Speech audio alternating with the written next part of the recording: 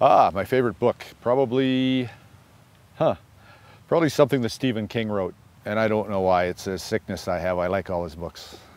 I read a lot, but in a political context, it's a book called The Wilderness Warrior, and it's a story about Teddy Roosevelt. It's a big, thick book, like it's a big read, but it's worth the effort, and it tells a story about how in the 9 or so years that he was the President of the United States, he set aside 10% of the entire landmass of the United States of America for parks, national parks, wildlife preserves, forest monuments, basically for what he called the generations unborn.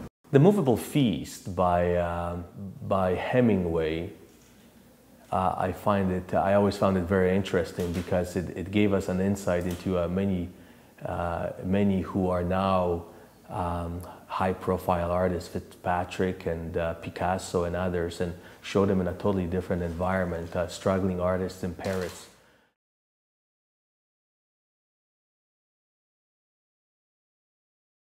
Actually, I worked at a gas station changing tires and pumping gas, and it was fun because what I remember about it is it was a guy named Elmer Cuthbert.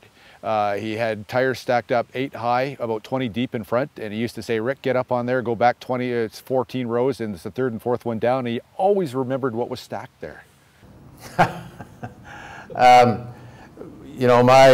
summer jobs, I was always on the end of a shovel, and I lived in Grand Cache. I started working in the summers when I was 14 years of age, and I was digging ditches, and I remember being out there breaking my back in the hot sun, and I remember what it was like. And I also through university I worked under the bins in the coal mines of southern Alberta, and that's a really interesting story because I've always said that's where I got my education. I didn't get any degrees there, but I did it for 7 summers on my way through university, and it was an experience that really defined me as a person. My first summer job was cleaning the Edmonton Max prison now on Manning Freeway after a riot over there.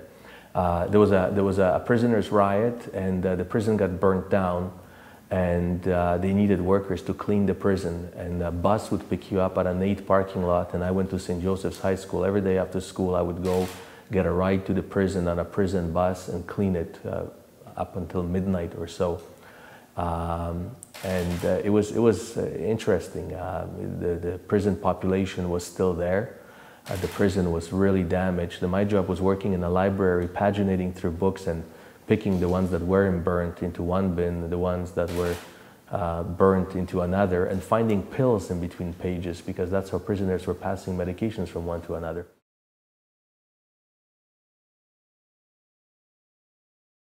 When I was in high school, a buddy of mine had been the mayor of Woodstock, Ontario, where I grew up, and he talked to me, and I kind of was interested in some of the things that he said he was doing.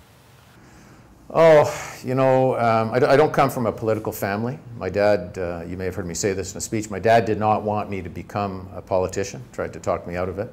But my parents were involved in public service in different ways. They supported the local hockey team. My dad was a leader when it came to the hockey team, the curling club, all of the sporting events for kids. And I think that's where I got it. I got it from my dad. I became inspired by Peter Lougheed later in life, but the passion for public service, unknowingly actually, it came from my parents. It's serendipity. Just a few blocks away from here, while coming from here going to school on a bus, a then MP, PC federal MP Steve Poprosky had an ATCO trailer that served as his campaign office, and it was bitterly cold. And I walked in there literally just to warm up, and next thing I know they had me volunteering, stamping envelopes or something. And I found that really interesting, got to meet him as a candidate and became a volunteer. And from then on, both provincial and federal party, PC party, would always call me to help him out during campaigns, and that's how it started.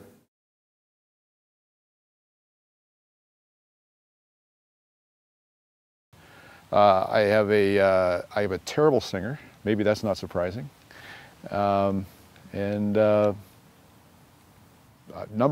5 of 7 of a crop of 7, and we were kids. We used to actually make fun by saying I was adopted.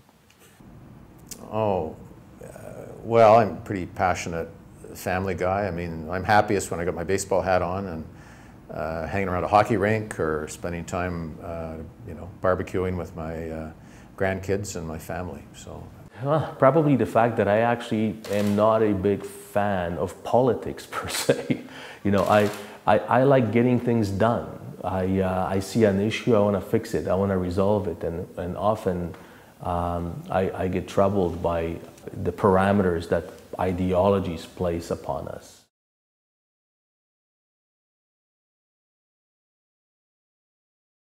Trafalgar, the guy with the one arm that in the Battle of Trafalgar, I'd like to know what was going through his head when he was there. I'd like to love to have a cup of coffee with Jesus Christ to see what he was thinking. And probably Winston Churchill. There was a guy that was severely flawed, severely imperfect, that got things done. well, I'd want to have a, you know, I'd love to have a dinner with my parents again. They're both passed away, and I'd love to sit down and have a discussion with them about things. You know, there's, I spent a lot of time with them, but you know, when they pass away, there's things that you've never had a chance to say, and you know, that would be my first choice. Teddy Roosevelt, you know, like one of the most interesting politicians, public servants in North American history. I mean, I would love to have a chance to talk with him. And the third would be Sir John A. Macdonald, who was, you know, a bit of a scoundrel, but like the father of our country, and a fascinating guy. I've read a lot about his history, and passionate, you know, fan of Sir John A. and his passion for the country and what he created. You know, Ronald Reagan would definitely be one, and that's because of my Polish root. When I was a child, he was the depiction of hope. We always knew that there is a strong person in the West that will stick up for us and finally deliver us from behind the Iron Curtain. So a lot of admiration for him on that front.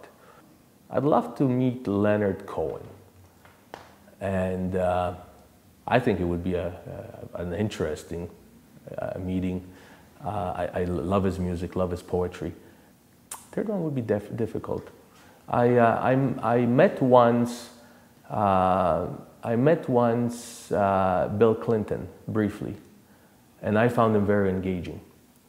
I think there is a gentleman that I would like to spend a day with and pick his brain.